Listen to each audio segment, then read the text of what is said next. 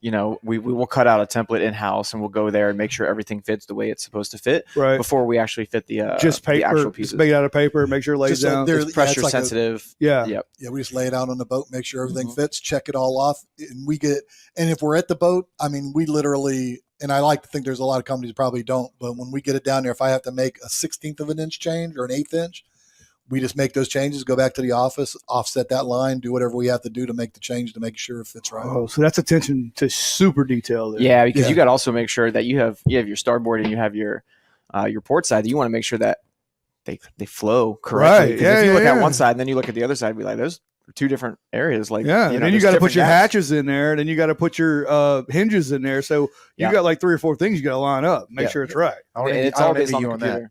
I don't envy you on that. No, not at all. Not at all. Is it a situation where is there some type of when you get the actual product that's ready to be put into the boat, does it have a film on the back that you have to remove? Yeah.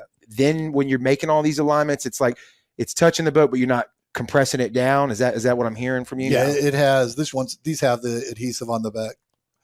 I got you. Okay. So this is the adhesive. It's like a little sticker. Yeah, so it's just like anything you would expect. It's got a backing. Yeah. So I mean, we'll cut it down the middle and we'll butterfly it out. Yes. And then you can lay it on there. It'll give you a little bit of movement around, and then you can tap it in the middle to let it sit.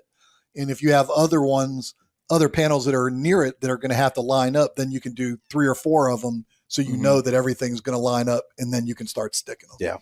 Yeah. And you learn this as you go, because I mean, so you got to have 6 hands. That was my next question. It was like, okay, so obviously I'm kind of picking up a little bit on the strategy, right? There has to be some kind of error with the trowel.